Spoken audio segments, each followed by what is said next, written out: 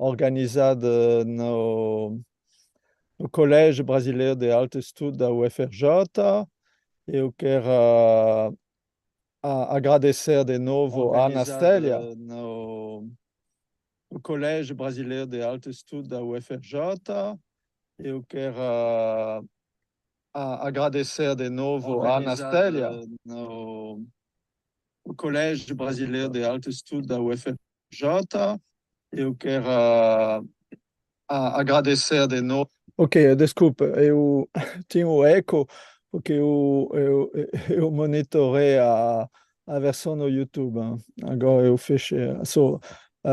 Desculpe pelo eco. Então, eu quero agradecer toda a equipe do colégio, a Bárbara, especialmente o André, que está transmitindo agora no Zoom. E hoje eu quero apresentar o Jean-Michel Cantor, que é um colega e amigo, que é matemático, que é pesquisador emérito da Universidade Sorbonne Université, especialista em matemática, mas também na literatura em artes, e que vai falar sobre a inteligência artificial e a questão as fundações da inteligência artificial do ponto de vista da matemática e da filosofia. Então, Jean-Michel vai falar em inglês, porque infelizmente ele entende um pouquinho do português do Brasil, mas não o suficiente para falar em português. E Jean-Michel, você pode começar agora. E muito obrigado por sua participação. Jean-Michel, Okay. it's up to you now. Obrigado. So, You can start. I'm very pleased to speak here. Thank you, Jean-Pierre. My Portuguese is poor, so I will speak in English, which is a little bit less poor. So I am talking with the title, Could There Be an Artificial Intuition? And I want to discuss this a little bit from different point of view and with application to science and small application to art in general. So I start with a comment of one of the oldest lady working in computer science, I mean Lady Lovelace, who was working with Babbage, Charles Babbage, and she made the following remark: it is desirable to guard against the possibility of exaggerated ideas that might arise as to the powers of the analytical engine. The analytical engine was an ancestor of computers. The analytical engine has no pretension whatever to originate anything. It can do whatever we know how to order it to perform. So this is a clear declaration that the analytical engine, the machine, has no pretension, which is kind of strange because speaking the analytical, she makes the analytical engine speaks, and it speaks and says it has no pretension. It will do only what we know how to order it to perform. That is how we can perform to it. So of course, this is in some way the central issue that we are confronting. So this lady was living in the 19th century, and of course we will not stay with the 19th century. And now we go to the next ancestor and who began all this, Alan Turing, which I show you here. And back to the recent time, I want to tell the following. There has been an explosion in recent years of the development of AI technology, in particular the recent period with large language models, ChatGPT. I'm sure you have heard about it because it was all over the world with a lot of publicity and a lot of noise in the media. The great success it has been have been accompanied in the media by an explosion also of hype, of myth, of misconceptions, of fake news, of promises never accomplished. I'm thinking, for example, of the dream of conscious artificial intelligence, of over-optimist declaration, even from the master of AI, like Hinton and Yann LeCun. They made big declaration saying next, in French we say on rase gratis, that next year will be everything super intelligent, etc., etc. And I refer you, it will be in the references that I will have for those who want to get the references I'm using. You can have a look at the blog of Gary Marcus or Sidney Brooks, and they have made a report of all these fake news and fake promises that happen. So I give you an example of what I mean by fake news and too optimistic declaration. It is the recent book of my friend Marcus du Sautoy, brilliant mathematician. And he published a book called, in England, he's professor at Oxford or Cambridge. The book is called The Creativity Code, and the subtitle is the following: how AI, I will use AI for artificial intelligence, how AI is learning to write, to paint, and to think. But this is a lie. The AI is, okay, we have to take care because the word learning is used in a different sense in artificial intelligence. So let's forget about learning. But AI is not learning to write, is not learning to think. AI machines do not think. So my proposal here is just to follow the following motto: back to basics. Let's look at polysemic words because it's very dangerous, words which have various meaning. Try to control their various meaning depending on technological progress or hopes. This is the case, so I make a short list of these words. So, for example, you have intelligence, like artificial intelligence, learning, deduction, induction, intuition, consciousness, common sense, emotion. So we can make a list of words which have various meanings or many meanings, which is common in sciences like psychology. But when you have to work on the idea of having technological copies like artificial emotion, then you need to have precise definitions for this word.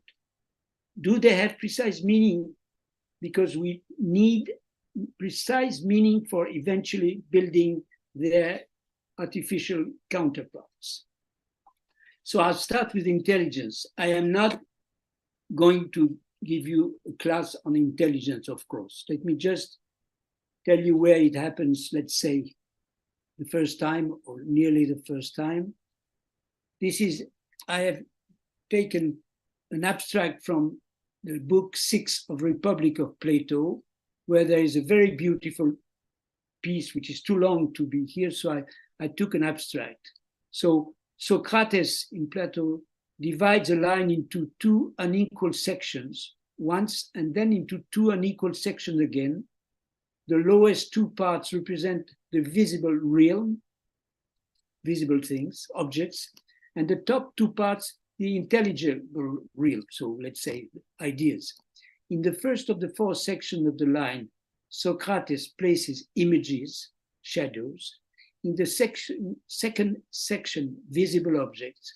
In the third section, truth arrived at via hypothesis, as mathematicians do. And in the last section, what Plato calls forms. Corresponding to each of these, there is a capacity of the human soul, imagination, belief, thought, and understanding. It is the first time in history where there is a kind of trial to make division in what is happening in the mind. Of course, intelligence has many different definitions. It is quite usual to define it by the ability to complete some task or solve some problems. So a common definition used in our field in artificial intelligence is intelligence is used to solve some problems. But from the beginning, I want to insist that there has been discussion and there has been quarrels about the project of artificial intelligence, some of you must know, and some other point of view proposed. And I will use very much one of the pioneers whom I find very interesting. His name is Joseph Weizenbaum. He was born in 1923 and died in 2008. He had a very interesting life. I have read his book. He has very interesting ideas. He was an original pioneer, as we will see in one instant. And he became quite critical, even heretic. He said of himself he was heretic, and he wrote a very interesting book called Computer Power and Human Reason. And the subtitle is called From Judgment to Calculation. It is very strange, of course, this word judgment about the book about computer power, but we will go back to this. So he had a different definition of intelligence, for example. This book is very interesting, many ideas. He says the human is defined by the problems he confronts, which is different from saying that intelligence is used to solve problems. The subtitle judgment, the word judgment can be explained by the following. Computers for him, for Weizenbaum, are only capable of calculation, not judgment. And this is subtitle judgment. The word judgment can be explained. Something wrong? Okay. This is because the machines are not human, which is to say they do not have a human history. I'm quoting Weizenbaum. When not born to mothers, they did not have a childhood, they do not inhabit human bodies. Non, tout va bien, Jean-Michel. Non. They do not inhabit human bodies or possess a human psyche with a human unconscious, and so do not have the basis from which to form values. But if you read this piece of, if I read this piece of Weizenbaum, you can see that he had a large view of the world, and I will show you what he did. He's well known for the following reason. The first chatbot was invented by him. The first chatbot was called Eliza, developed by Weizenbaum in 1994 at the MIT. Eliza operates by recognizing keywords or phrases from the input to reproduce a response using those keywords from pre-programmed responses.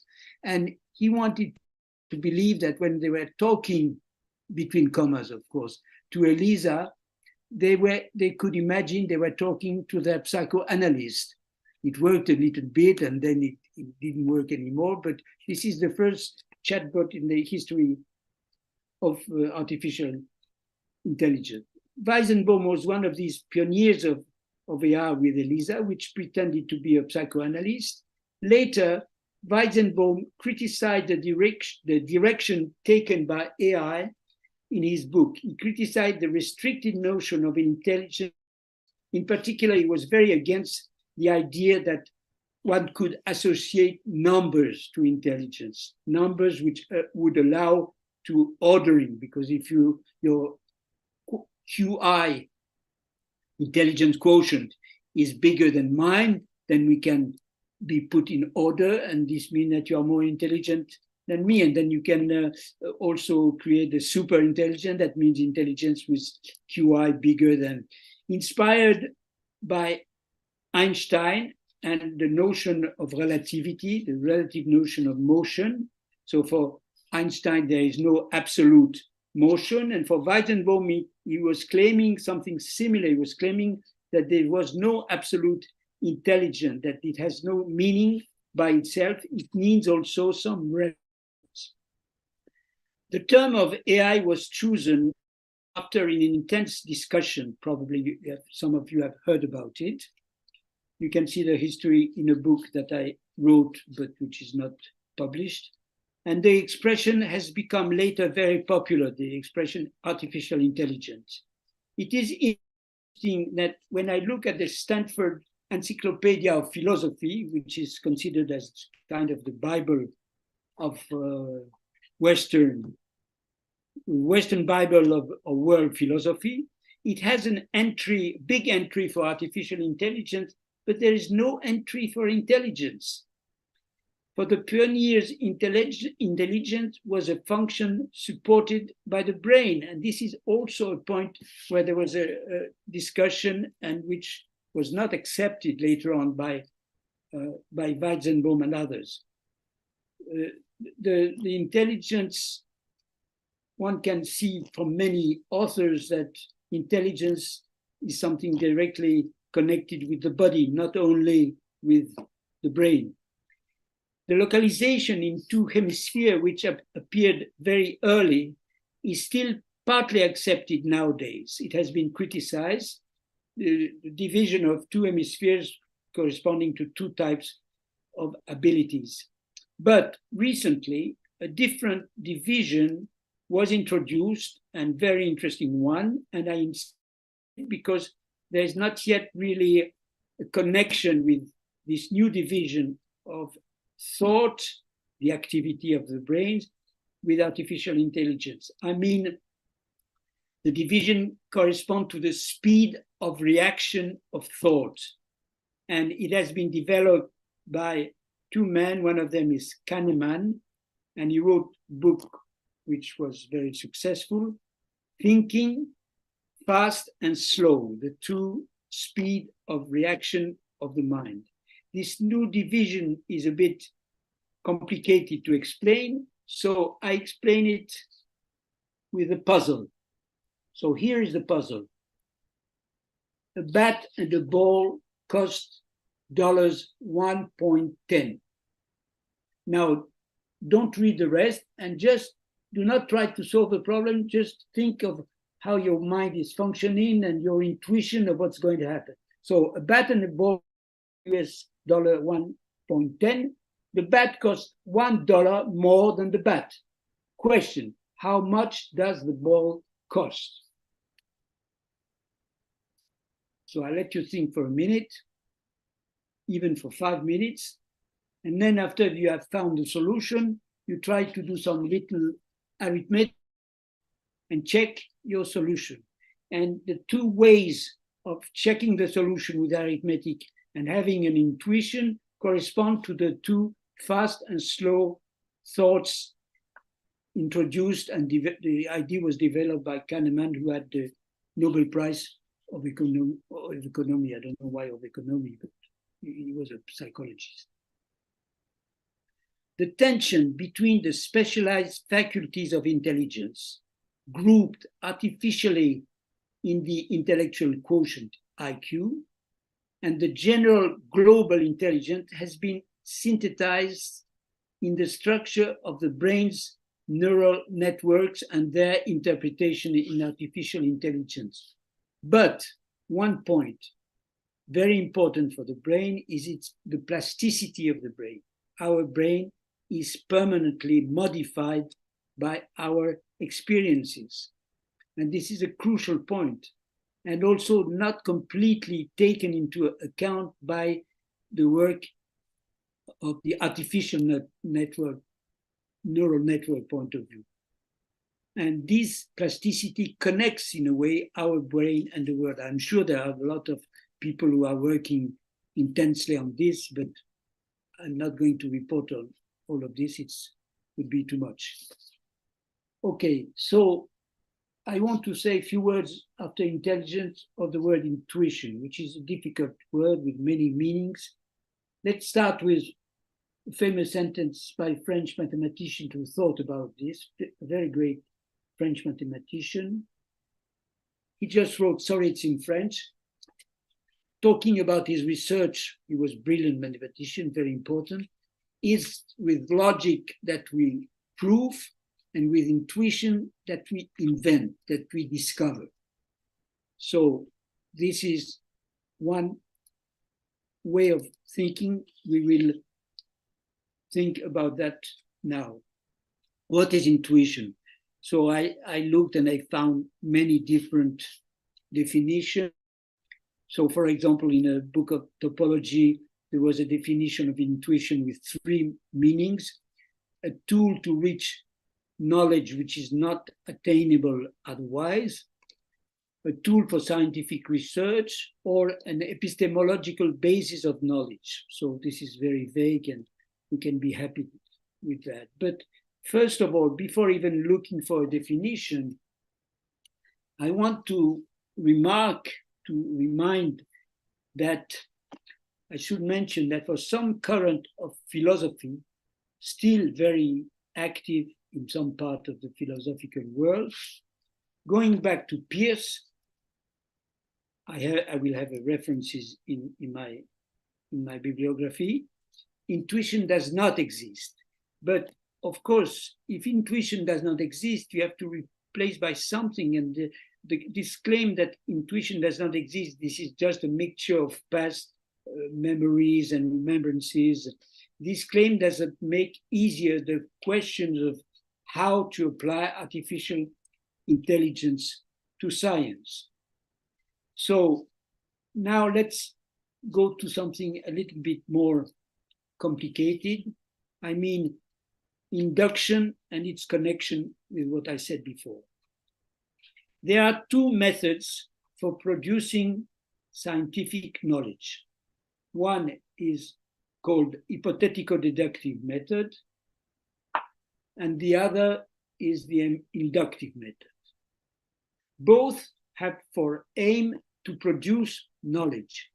The inductive method generalizes and produces sometimes laws, starting from experimental results. In a rough expression, let's say it's bottom-up. The foundation of both methods were studied by philosophers, epistemologists, since ancient Greece. And the debate is still going on about the second, the inductive method, especially in our countries, because the hypothetico-deductive method essentially relies on Cartesian basis and is generally accepted. The English philosopher Hume stated in 1737 the problem of induction as a aporia, contradiction, and wrote that the core of empirical knowledge resulted not from any rational working, but from our innate psychology. So we see coming psychology into the search for knowledge, if we follow Hume. The relation between an observation and the hypothesis for Hume is always mediated by beliefs and by background knowledge. Background knowledge meaning past, hidden, or not active. But this is also the case in statistics and now in machine learning, whence the strong impulse given by probabilistic and statistical methods to the development of AI, like, for example, the work and theorem of Bayesian method. Bayes was a priest. He lived between 1702 and 1761. So apart from Hume, many philosophers have discussed this topic of the basis of induction, and there are strong theses, and there is no general agreement. I mentioned Bacon, Kant, and more recently Popper. Many philosophers studied Hume's problem, and more precisely, not only the problem of induction globally, but the problem of justification of induction. How can you stabilize and solidify the question of the justification of induction? The development of AI was so strong that it produced a lot of polemics because AI relies on inductive principle. And the inductive methods for a while were violently rejected in France. So let me tell you a personal story that when I started to study this discussion, and I was confronted with 2 or 3 people who wrote books, which I will not mention, saying that all this is crap and it cannot work. And I found a very interesting book by a man who is not a philosopher, but he had a large culture, Jean-François Revel, and he was defending the inductive point of view, attacking Pascal because Pascal was in disagreement with that. And I was forbidden to mention Revel because Revel is not serious, he didn't go, etc. So this is an anecdote. But anyway, all these critics against the inductive method were defeated for a simple reason, which is an application of a famous sentence of Prime Minister Deng Xiaoping. He said, I think it is established that he mentioned this, it doesn't matter whether a cat is white or black, if it catches mice, it's a good cat. Peu importe qu'un chat soit blanc ou noir, s'il attrape la souris, c'est un bon chat. And with the results of artificial intelligence, there was no discussion that AI was a good cat. So now let's go to some kind of application. So I want to put together games and scientific purposes. Well, in fact, science is a big game. The first impressive successes of the new AI technology came with the case of games. This is quite natural if you think as a computer scientist, because games is just bounded. You have a field for playing belote card games, and it's compact, it's limited, so it's combinatorics, and it's reasonable to start with games. So let's see what happens with this man. This is Kasparov defeated by a machine. So you see how depressed was Kasparov, and the chess game, I have not noted, it must be around 2000, and Kasparov, like the champion of chess, was completely depressed by he lost against an artificial machine. In terms of previous remark concerning human intelligence and thought, I want to make the following remark. All this was fantastic. You remember we all have lived through this time, chess and Go, etc. But there is a question which is not raised.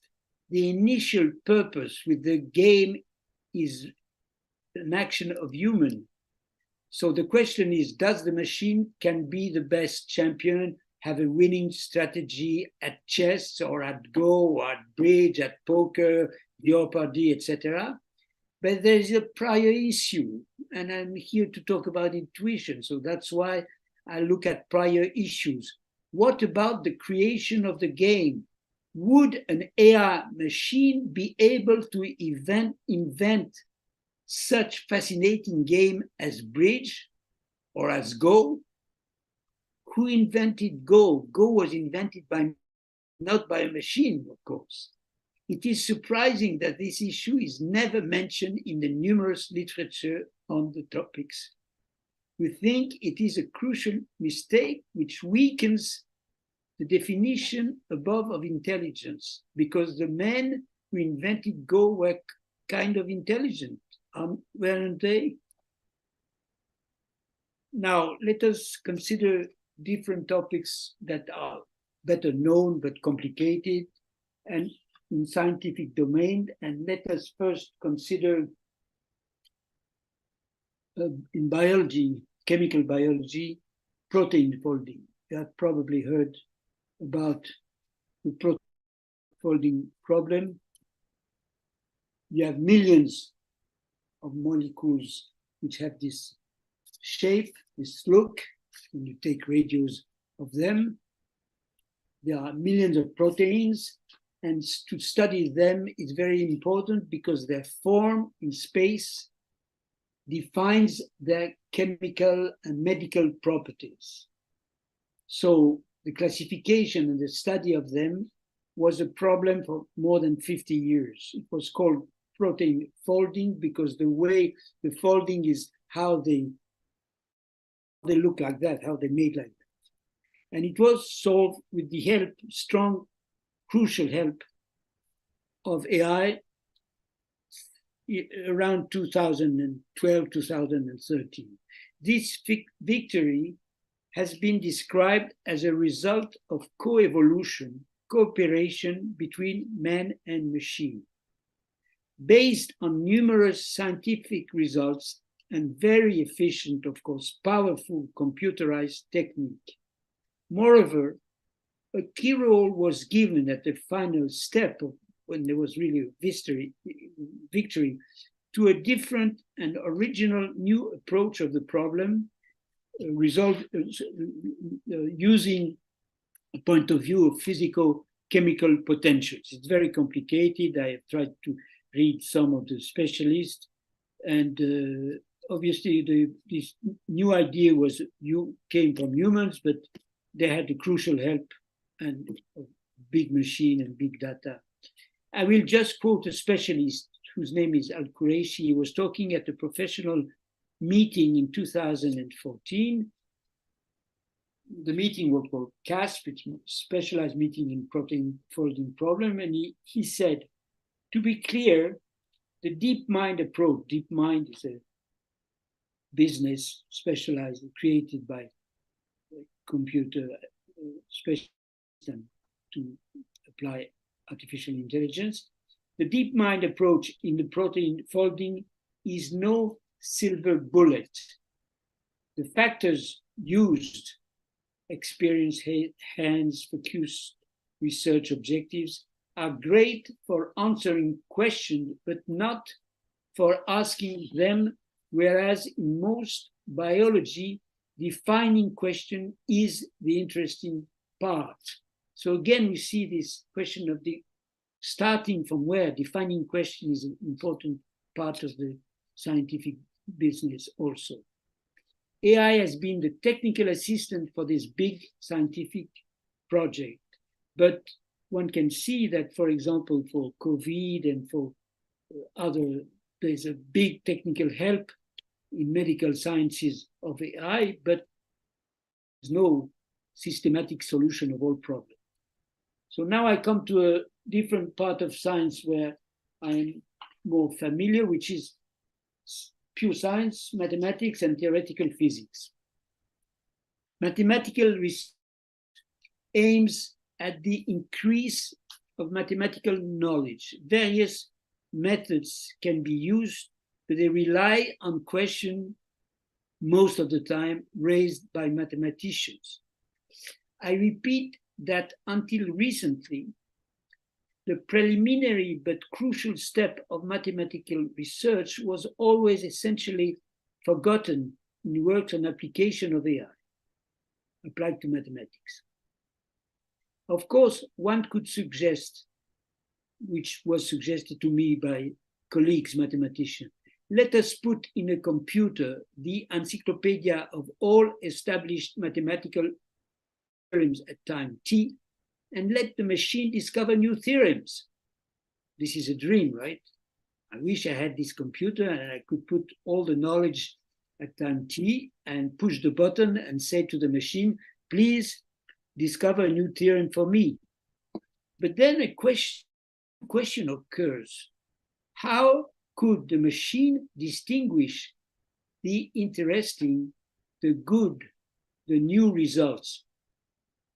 This raises a new ethical issue. Could the machine judge? Could the machine by itself say, this is good, this is bad? In the in general, the answer of obviously is no. There is no reason to believe we can produce a machine that would be able to judge the difference between a good and a bad theorem. And I also want to remind you that the quotation I had from Weizenbaum was saying that the machine had no judgment. But we have many autobiographical reports of scientists on the origin of their work. And even the famous French mathematician Jacques Hadamard, born in 1892, died in 1963, gave a series of conferences on the topic and published a book with that. Mathematicians in general, when asked about the origin of their ideas, answer, it's my intuition. I had an intuition. A recent beautiful testimony of that, which is, you can consider that it's fiction, that it's a novel, but it's the autobiography of a famous mathematician, Alexander Grothendieck, whom you see here, who died recently. He published a book, I don't know in English, Recultisamai, where he tells how he progresses and how he dreams and how he even thought of ideas without having the names for new objects. He was creating beautiful literature. One of the famous examples of the creation of ideas in mathematics is the case of Henri Poincaré. I already mentioned, he was born in 1854 and died in 1912. Very important mathematician. He analyzed in many articles and publications his process of research. Poincaré also wrote many articles about the creative process, and in particular, he told the story, which became quite popular, of his sudden discovery of functions of new object mathematics, walking down from a trolleybus in Strasbourg. Let us also mention other examples, which I like to mention because they are quite interesting. The remarks of Einstein about his own way for the discovery of relativity, and the biography of Feynman. So about Einstein, I have some quotation. It's written by Feynman, famous physicist.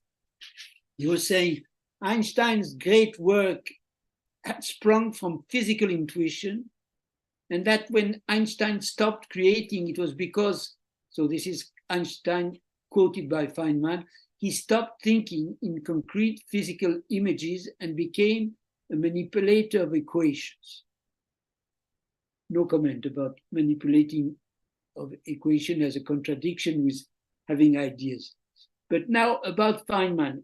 Feynman was physically a fantastic man, a genius, and here you see Feynman in one of his best happy moments. He was playing jazz and tam-tam and all this. And when he had this intuition, it was physical also. Here is a story by a biographer of Feynman, of Feynman having intuitions. As Gleich observed, Gleich has written a biography of Feynman. Intuition was not just visual, but auditory and kinesthetic. Kinesthetic means it was connected with movement. Those who watched Feynman in moments of intense concentration came away with a strong, even disturbing sense of the physicality of the process, as though his brain did not stop with the gray matter, but extended through every muscle in his body. A Cornell dormitory neighbor, he was at Cornell, professor, opened Feynman's door to find him rolling about on the floor beside his bed as he worked on a problem. When he was not rolling about, he was at least rhythmically or drumming with his fingers. In part, the process of scientific visualization is a process of putting oneself in nature, in an imagined beam of light, in a relativistic electron.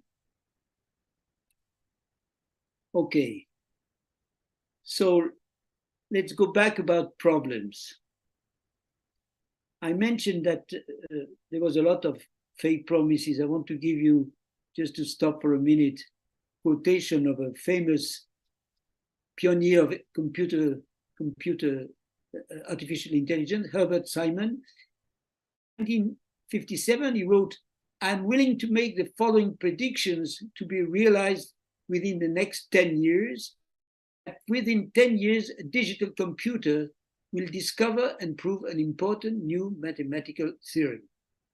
So 10 years later, this is 67, and we are in 2023, and we are very far from answering Simon, but there is big progress with computers proving theorems, but no real problem about computers discovering problems.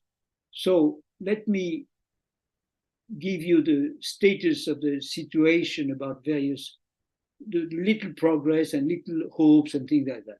One of the great problems of mathematics raised in 1910, I am in my kitchen, so just 1 second.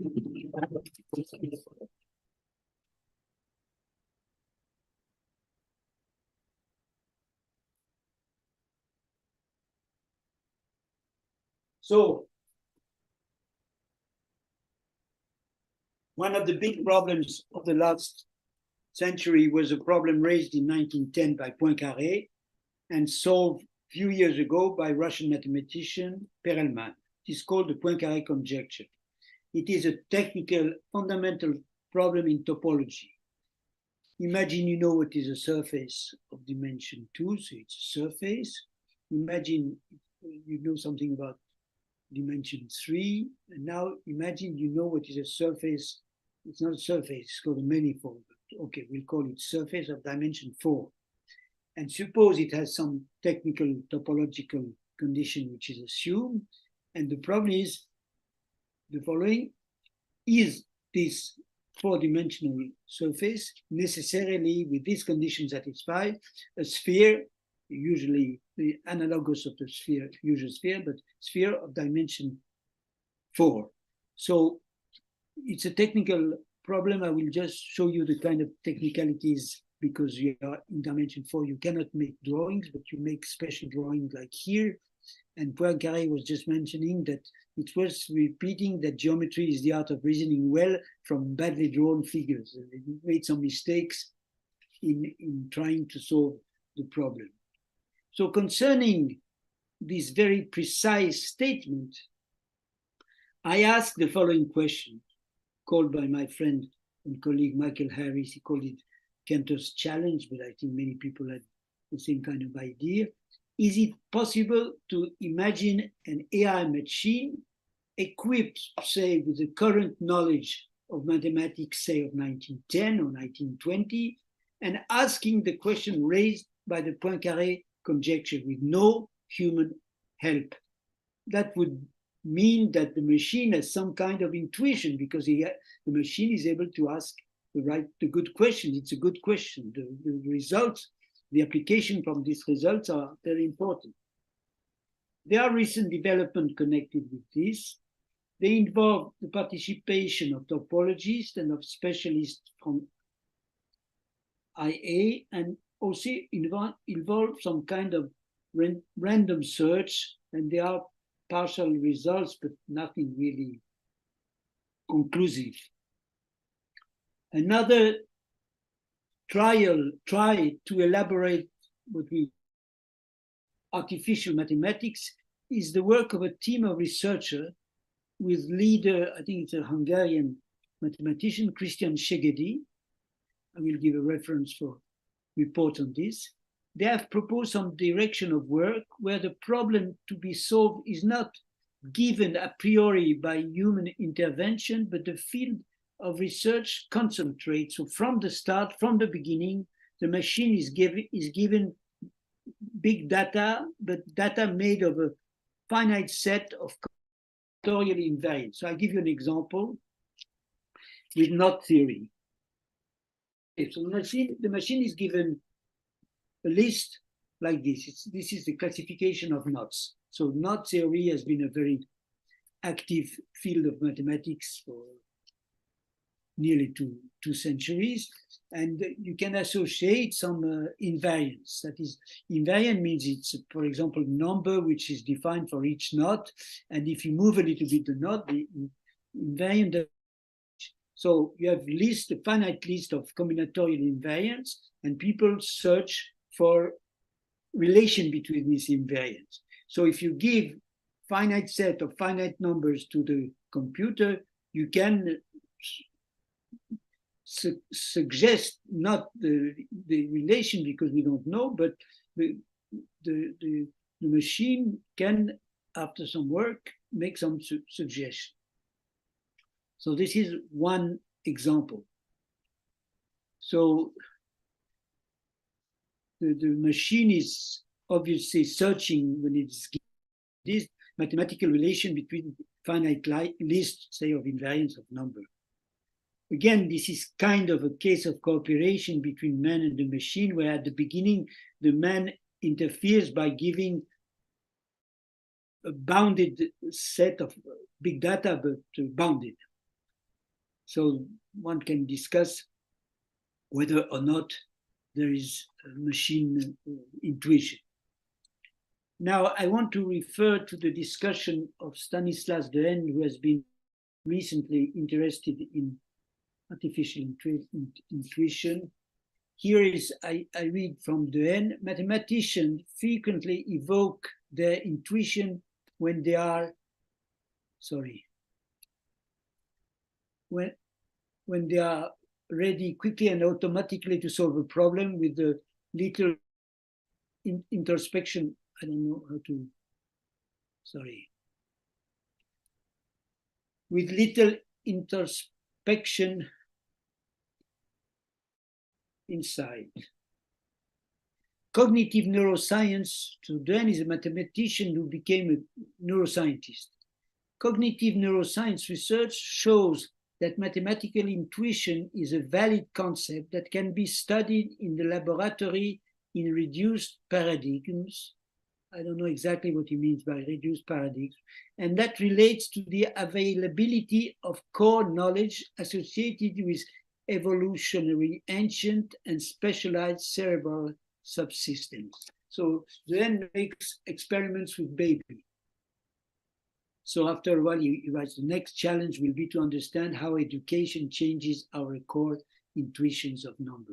So Dehaene is studying intuition in the brain of 3 or 4 months old. So it's a different context and different meaning for intuition. But recently, he made some suggestions for trying to do something with intuition in the context of artificial intelligence. So he says 3 suggestions.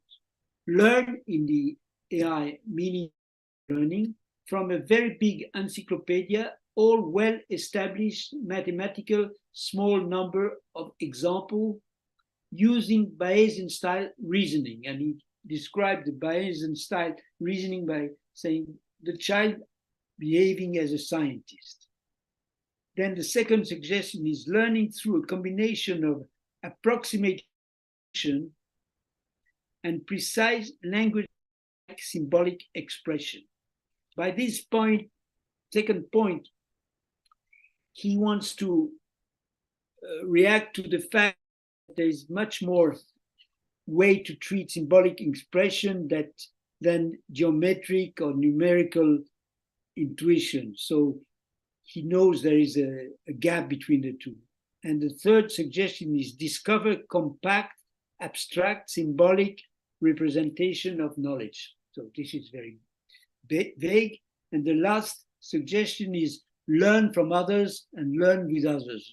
This point seems to be already in use. So the first point gives some particular approaches to artificial intuitions, or rather what I would call proto-intuition, because the experiments of Dehaene apply to babies. So going back for one instant to Marcus du Sautoy, whom I criticized some minutes ago, I want to say that du Sautoy in this book, The code of creativity, explore artistic examples, and he makes a list, which I consider as very partial, of creativity: exploratory creativity, combinatorial creativity, and transformational creativity. Transformational creativity is not very clear what it is, but combinatorial we can imagine, and exploratory creativity means creativity by searching inside the big data. So I want to use a sentence in this context from Du Sautoy. Many will concede that exploratory creativity and combinatorial creativity can be achieved by an algorithm. Let's admit that, because it relies on previous creativity by humans, which it then extends or combines. So I think the intuition is kind of eliminated from this process. What they are unwilling to concede is the possibility of transformational creativity being algorithmically produced. So the problem is still very much open. Now, I want to try to make some remarks about art, science, and AI. I don't feel at ease in discussing the topic of creativity in art. I don't know anything about art, except I am interested in it, but okay. I admit that I have seen products, so I admit that it is possible to produce with AI paintings, books, music. But now the question is, how do you about what is good painting? Because paintings, books, there are many books in the world. So let me show you this painting. Can you imagine a machine making this painting of Magritte? To me, it's difficult. And what about this one? It's an older example. It's one among the first examples of art. It's from Lascaux Caves. And somebody said that we haven't made any progress in that time. Some specialists of art said, talking about the paintings in Lascaux, said we didn't make any progress. So can you imagine a machine making this painting, which is more than 70,000 old? And now I show you the result of artificial painting. So you probably have seen already this painting. It's the portrait of Edmond de Bellamy. Edmond de Bellamy has never existed. And this portrait, among others, was sold in 2018, $432,000. So the question is, what about good music, good painting, good literature? There's no general agreement about what it means, good music, good painting, good literature. So it is difficult, at least for me, to discuss the possible artificial analogs. So I noticed, I was very much interested by the remark made by my friend François Pachet, who is present. And I translated, for creating a good song. He was talking in an interview music. For creating a good song, you need an intention. And this, the computer doesn't know to do. I translate maybe poorly, but you have the text in French above. And I agree completely. And I want to show you, a few days ago, there was a long article in Le Monde about a very interesting German artist. He gave a quite interesting interview, and his painting is also very interesting. His name is Neo Roche. And when he's asked to talk about his way of thinking, of painting, he answers, my concept, it's not having any concept. And he quotes also a writer, famous writer, who says something, I think I don't have the quotation with me is Julien Green, who says something similar about literature. So I want to show you one painting, and it's interesting because you have the feeling that it cannot be also, this is a modern painting that cannot be made by a machine because it comes out of something that I cannot explain, because Neo Rausch says there's no concept. My concept, it's not having any concept. Okay, so what to conclude? This is difficult, of course. Let us consider together the study of Stanislas Dehaene on the origin of mathematical intuition with babies. So he has an interesting study of that, which has already 15 years old. And together, I want to put it together in a sort of phylogenetic approach, the thoughts of Georges Bataille, who wrote many pages on the origin of art some 70,000 years ago in the Lascaux caves and in other caves in Spain. Of course, it is impossible to start from the true beginning of art or from the true birth of intuition. We just see the effects of the beginning of art or of the birth of intuition, but there is no intuition of intuition.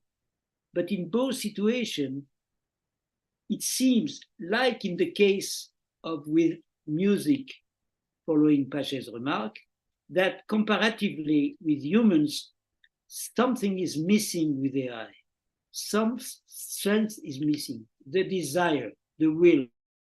Weizenbaum had already made the remark that one had to allow some objectives, some purposes to be attached to the machine. But will the future machine be able to define its objectives itself? This is converging, what I'm saying, with Bataille's analysis in his famous book, which was influenced by his work on the caves.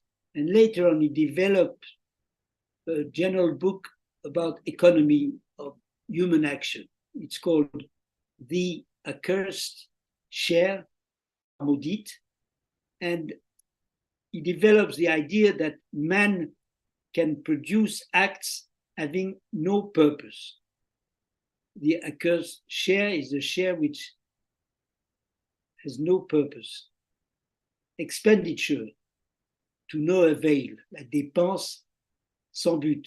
Like these paintings made in parts of caves in Lascaux where no one could reach them because the hole was so small that only a very small man or woman could go to paint, and then nobody would go back to see the paintings. Thousands of years later, one could also think freely of mathematics or science without purpose. But machines cannot. They need an orientation, a mechanical teleology inscribed in the computer, implicit or explicit. This makes the dream of artificial intuition impossible. Thank you.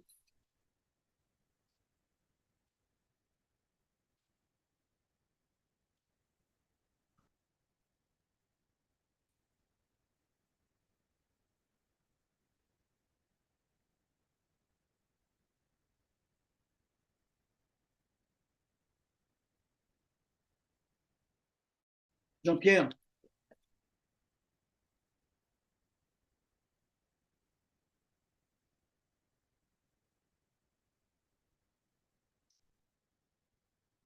So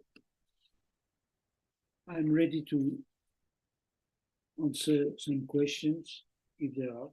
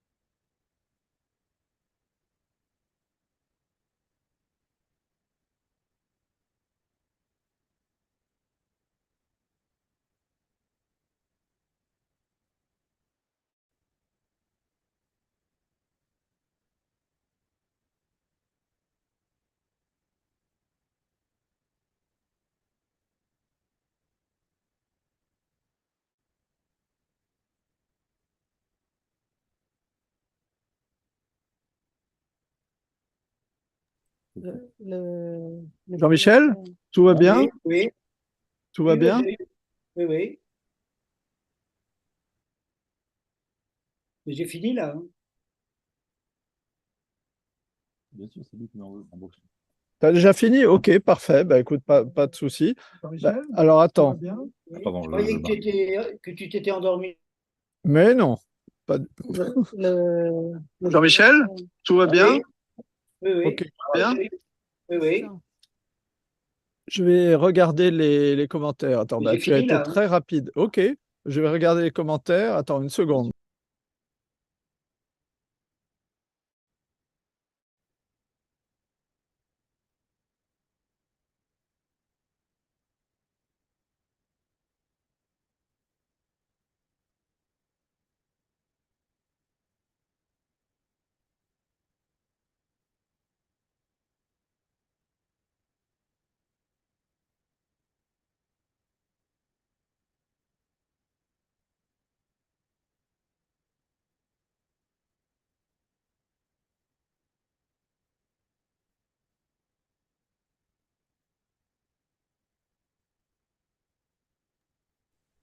Ok, alors,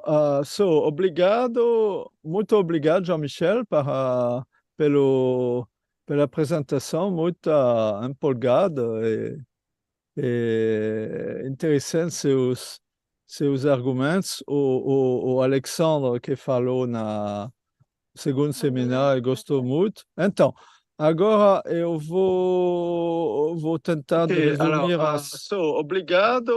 muito obrigado, Jean-Michel, pela apresentação muito empolgada e pronto. Então, alors,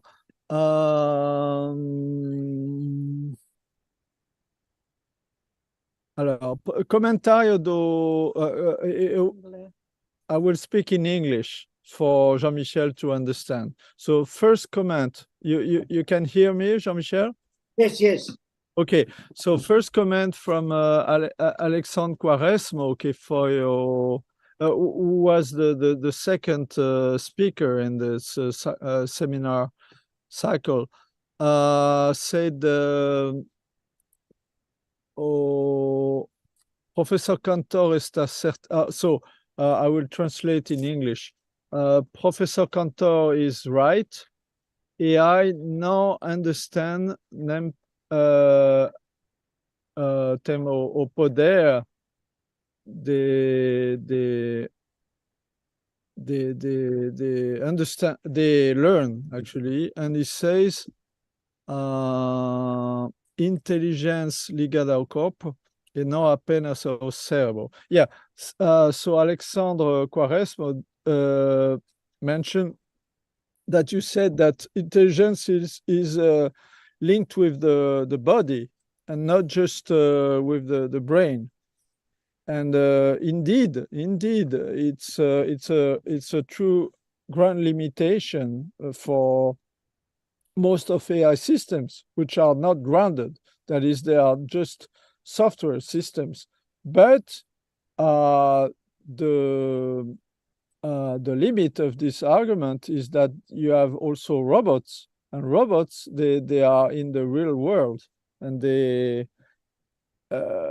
So what can you say, Jean-Michel, in for this about this argument about software AI systems and robots which are in the real world, which start to Yes. grounding in the real world? Yes, but the problem with robots is to make them work is very, very complicated, very complex. And people who work with robots, they don't the time and the energy to work on both the physical duties of robots and the AI aspect of the mind of the robots. So I know there are people who are doing this, but as a result, for obvious reasons, what they are doing is that they are making intelligent robots, which are called drones, and which we see each day. in the wars, because there are good reasons to do that. Big money, of course. So I know that it could happen, but for the moment, the purpose of making minds and robots together, it gives drones in the air, as we all see acting. So. Yeah, but it's progressing. I mean, humanoid robots are getting closer in a way to our way of moving within the physical world, and of course we can put in this progress. For instance, last week I just challenged the idea of putting a ChatGPT within robots, humanoid robots, and making them discourse and share information about the world, and pointing some as a way to ground in a way their vocabulary and the mastering of language, and to make the grounding of this. So it's I think my personal point is that your objections about AI are completely valid, but of course the only way to refute them is to make AI systems more advanced.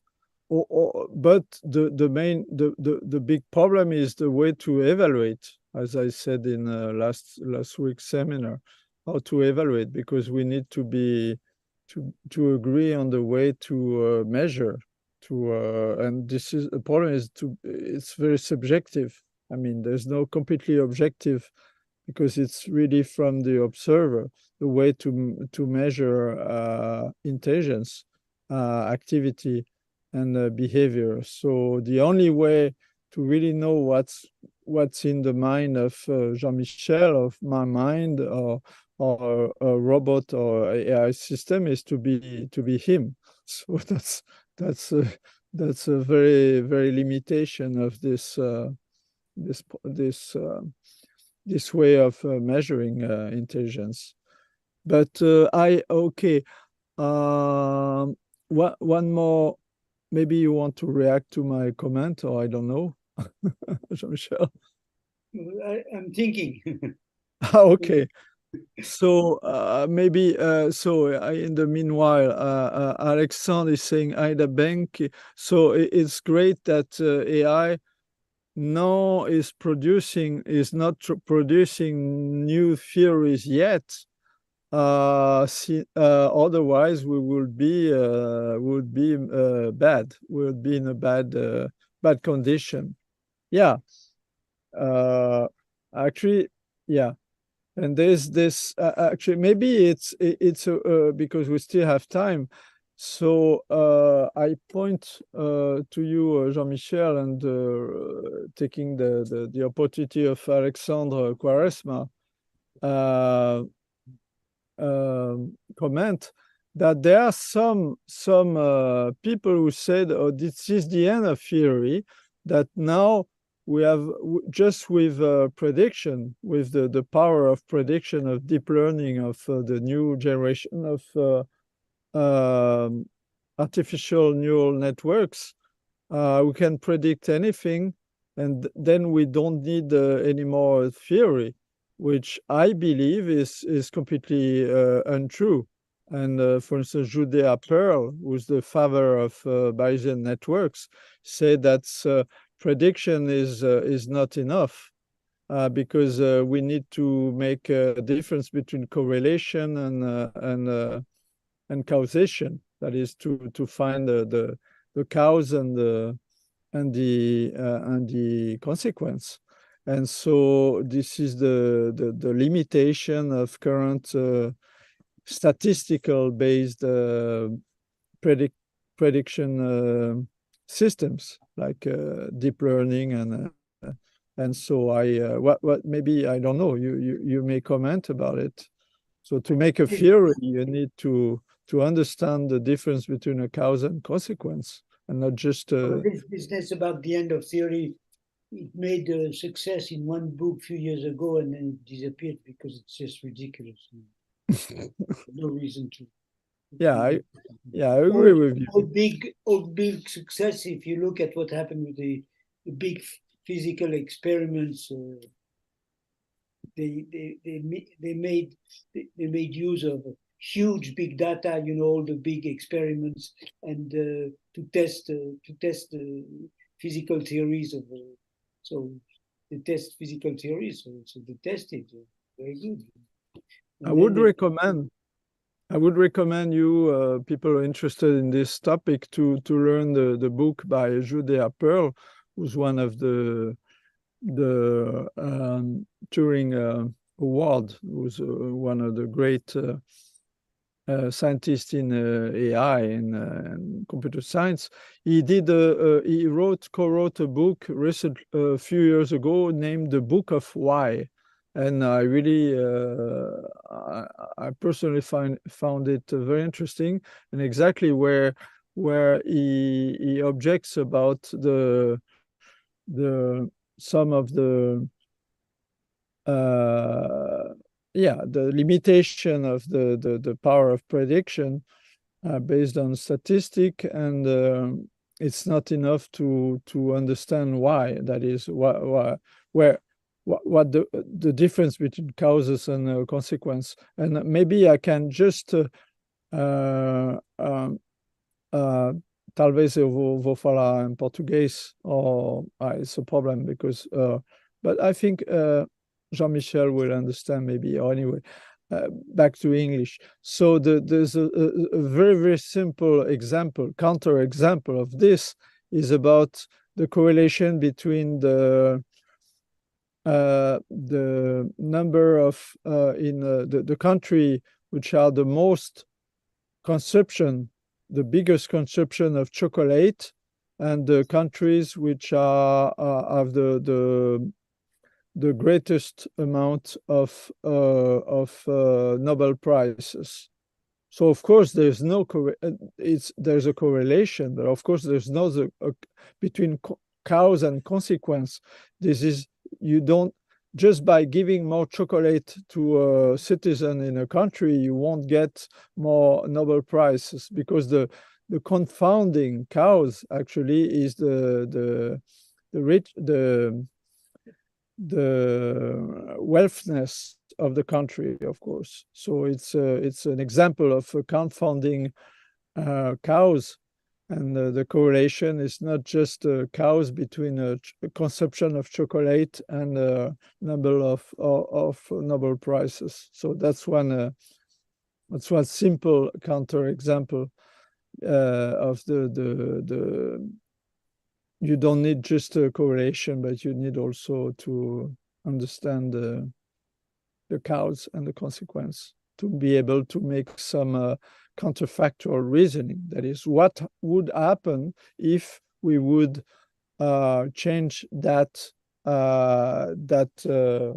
situation, this variable. Actually, this is the basis of the counterfactual and reasoning about scientific reasoning, actually.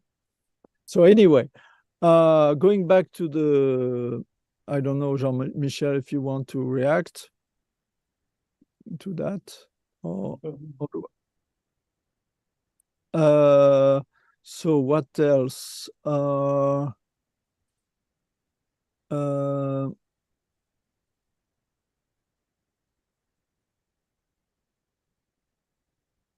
Alors, Alexandre de Novo is asking if the intuition is impossible for a computer.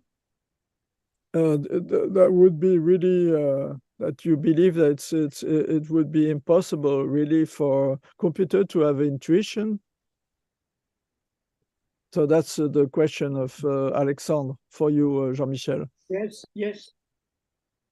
Yes, I think we will not succeed. And I think also, but I have not discussed this, but I think that the project now, there are some big shots in AI who say they have a project for conscious AI. I don't think that it will be done. I don't think so. But I have not read your last. There's a paper by Benjo and many others on the project of consciousness, but so I've not read it. It's technical. But the intuition, I think that it depends. I mean, for me, I was not clear enough, maybe, but intuition with babies, it's there's no consciousness of intuition. I mean, when Poincaré has an intuition, he's conscious of the intuition after that. But the baby of 3 months, they have intuition of numbers. What Dan shows with these experiments is that they have already some notion of numbers in their head, but it's thousands of years of evolution, and he says himself that evolution. So it's not the same type of intuition. I don't know how to make the difference, but it's not the same thing. He's talking about, but he knows he's talking about something different. Actually, last week when I did some kind of attempt to do some kind of introduction to AI, I mentioned the theory of mind, which is one of the characteristic of consciousness, and babies, as you mentioned, Jean-Michel, babies are just a few months old. They already have some theory of mind. That is, they have some representation of the other person representation, actually, and so I showed I showed some example, and of course the consciousness is still a mystery. We still don't know for the human being how it works. I mean, how it emerges, and one of the counter argument I use at the end of the seminar of Alexandre is that, in a way, which argument was, and your argument is pretty close, is that in a way a machine which is created has no history like our history of biological of human being. So your arguments, both to Alexandre and you, is that therefore it couldn't have a consciousness emerge. But on the other hand, in a way, we are created to, because we have some morphogenesis, some development program with the DNA, and we start from a simple egg, simple cell. So actually,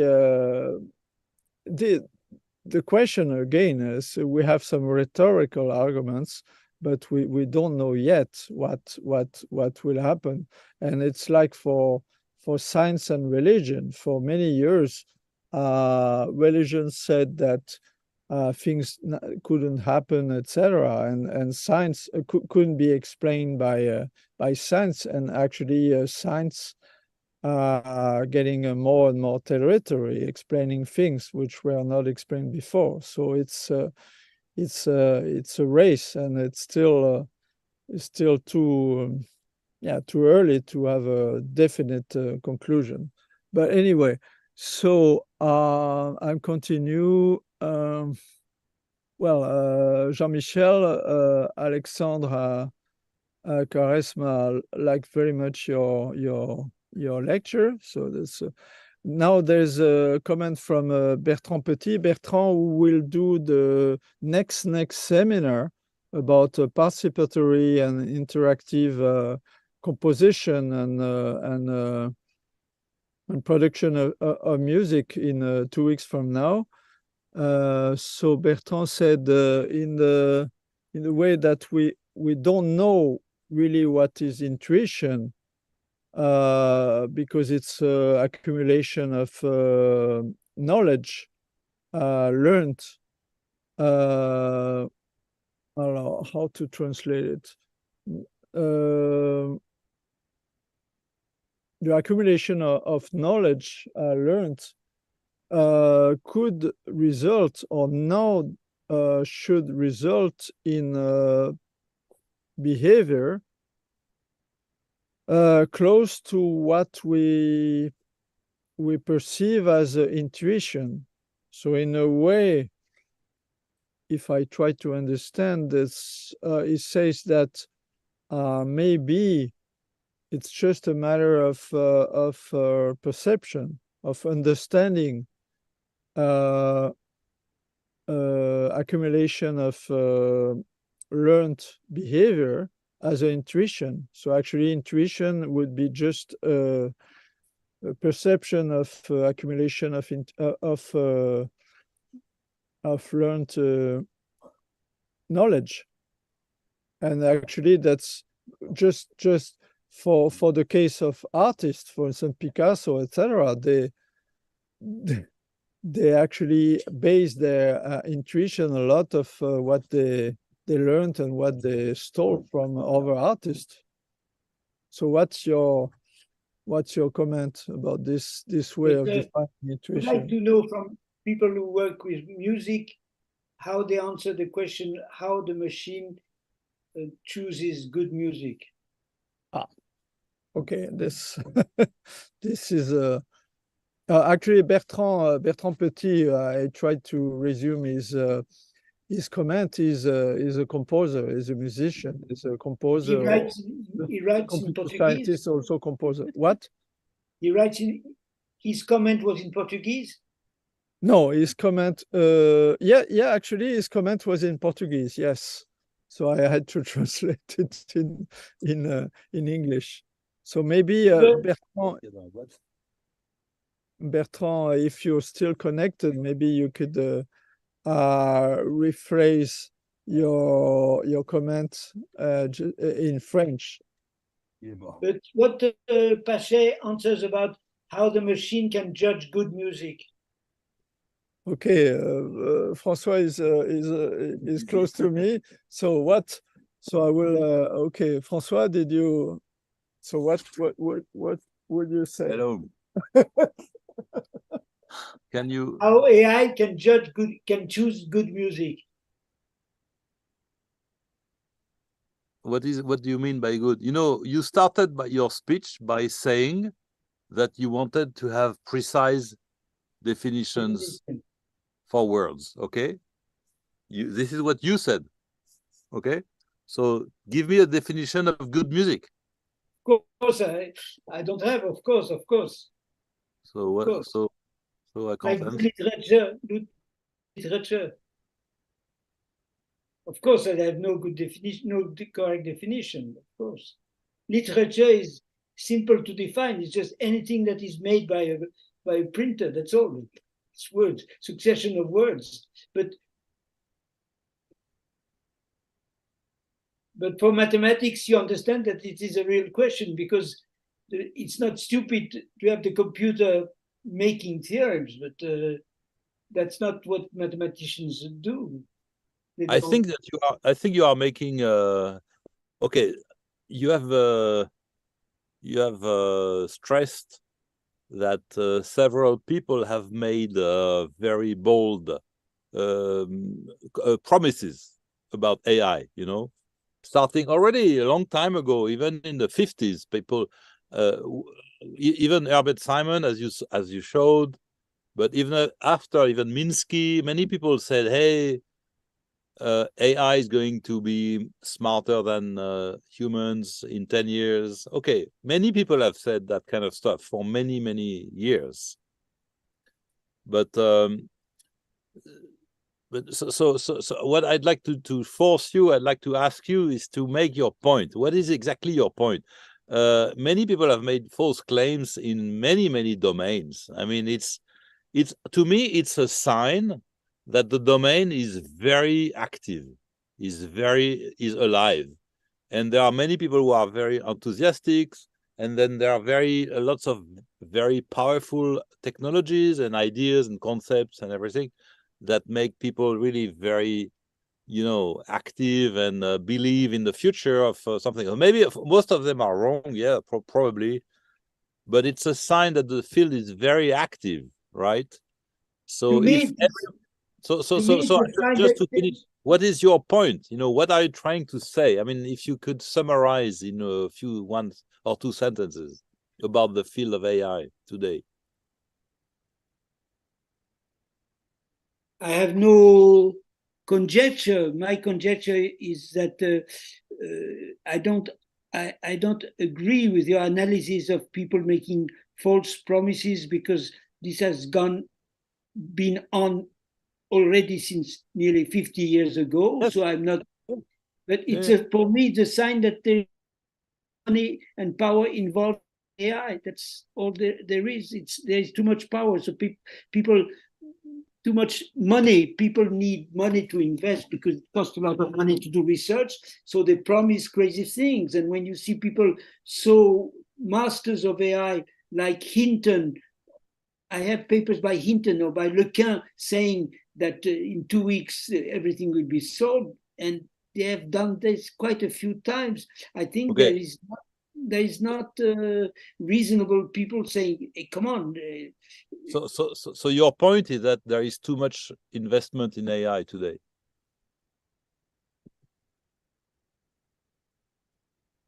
Well, I mean, yeah, you have to have a point. What's your yeah. point? No, I Okay. don't have to have a point, because I think there is not enough thinking about there is not enough. It's very messy. The field is very messy. That people who make critics like this story with the parrots, you know, the results of false information going from the language models. They kicked out this girl and nothing more happened. They are correct, but it's the field is.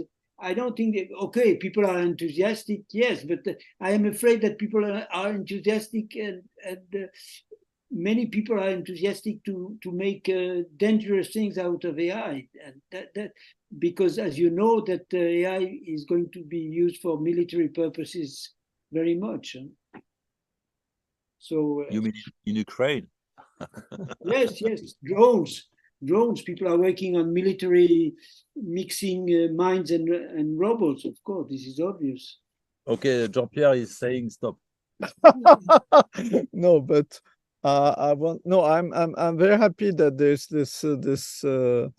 this debate and contradictory. I mean, arguments. This is the basis of argumentation and counter argumentation. The problem is that, as I said, we have no certainty exactly what will happen. Well, and it's good to have some arguments about the possible limits, and also we don't know. The only way, again, to counter argument about the possible limits is to for instance, there were some arguments about that the AI couldn't defeat a champion in games like in Go, etc. So it's anyway. So what just to say that François Pachet will be one of the presenter in at the end in the middle of December about AI and music, and just going back to the comments.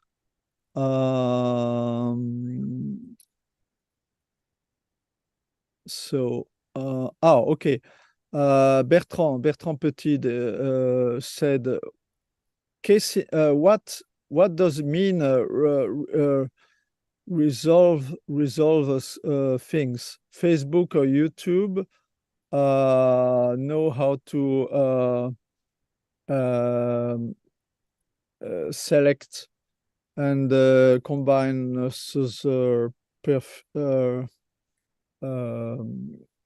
perfil? Comment on dit perfil en anglais? Perfil, c'est quoi? Profile. profiles. It's a form and escolha and possibilidades and in a possibility, but well, there are lots of discussions. It's hard to select and to summarize. Well, there's this discussion going on between Alexandre, who's a bit criticism about the limits of AI, like Jean-Michel you are, and Bertrand Petit, who's a composer, music composer, also computer scientist. So this discussion could go on and go on.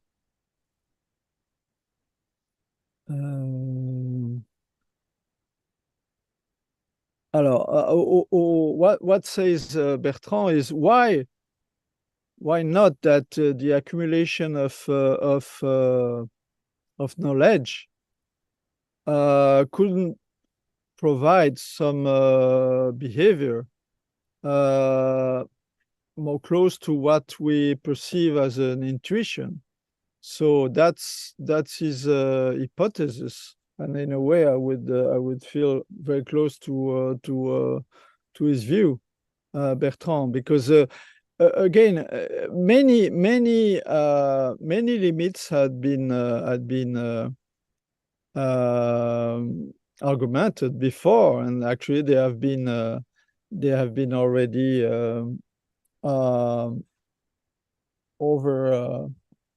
overpassed. So why the main issue for me is how could we evaluate the possibility of AI system to have some appearing intelligent behavior. That's because it's very subjective. It depends on the observer view.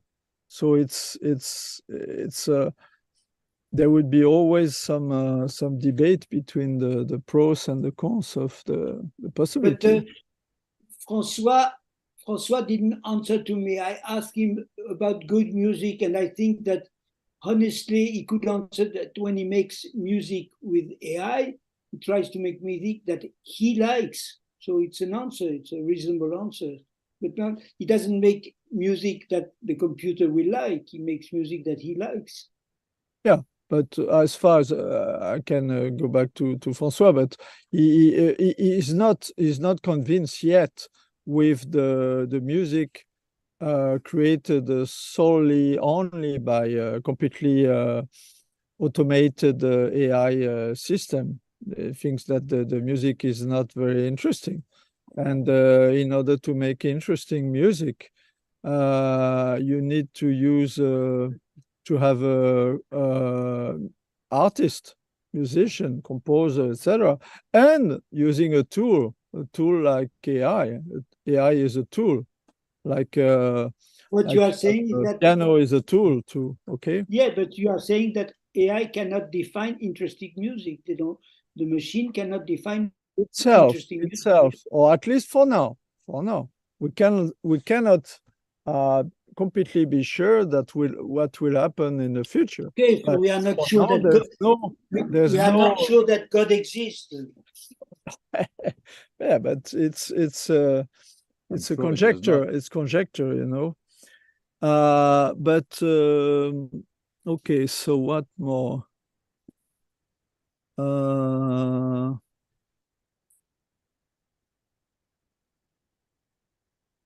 It seems to me, okay, Bertrand Petit wrote in English, so it's more easy for me to convey. Seems to me that it's too early to have any opinions on what will or won't be possible with AI. Everything is possible for better or for worse. Maybe that's what François is saying. Yeah, I think that's what François is saying, and that's why I believe personally too. So thank you for Bertrand for putting it in a few words. Of course, it's it's like the Paris de Pascal. It's the aposta do Pascal. It's we have to try to decipher what will happen next, and anyway. What Bertrand will, it's interesting because he will, as I said, he will give some seminar in about 2 weeks from now, and so we'll have his view. And Jean-Michel, do you want to? I think I summarize what most of the discussion. What do you want to add something or? It's okay, no. No, maybe I can just point out that the next seminar next week, I will talk about how to create music with AI and the techniques, and I will point out a little bit of also about the creativity, because Jean-Michel, with intuition, you discuss a little bit the issue of creativity, actually, with intuition and with reasoning also in mathematics, with citing, for instance, Poincaré. You need both, in a way, intuition, that is the idea, the inspiration, and at the same time you need to formalize with some formalists, some tools, to make it not just an idea, but to something more stable, more concrete. So in a way, next week, I will talk a little bit about recent progress in neuroscience, about exactly how, some conjectures, hypotheses about creativity works exactly as a mixture between imagination, so in a way intuition, and also including imagination also is based much on the memory, that is the inspiration from others' works, creations, and also the kind of pruning, the kind of process of trying to select on this potential creation. But what is interesting, what is also fits with the cultural and also the model of aesthetics, and the third, and actually there are two brain networks which participate in this, and there's a third one even, which is in a way a kind of selector. So anyway, if you're interested in this, please go to the next seminar next week, because I will address that a little bit. And so I will try to make the connection with what Jean-Michel talked about, this idea of intuition and formalization, right? And so anyway, Jean-Michel, thanks a lot. You're welcome. It was a pleasure. For your input. I found it great, and it's very always challenging to challenge our respective opinions. And so next week again, I will try to grab a little bit what you said, and to talk about it, and to talk about how to make music with compose music with the help of these techniques, AI techniques. Remember also that this the idea, the issue of copyright, it will be discussed in October by a specialist of that, Jean-Marc Deltorne. There should be also some seminar about ethics. So because Jean-Michel, you mentioned the problem of, for instance, AI to make some autonomous machines to to kill people, etc. So the ethics is also, of course, it's not to be tell the truth, because this seminar is more about arts and creativity. So we are not directly concerned with the problems of ethics and risk, because if the only risk is to make bad music, but we don't need AI to make bad music, actually. There's no, we are not directly concerned with the problem of for instance, autonomous car who can kill some pedestrian or cyclist, or some autonomous weapon.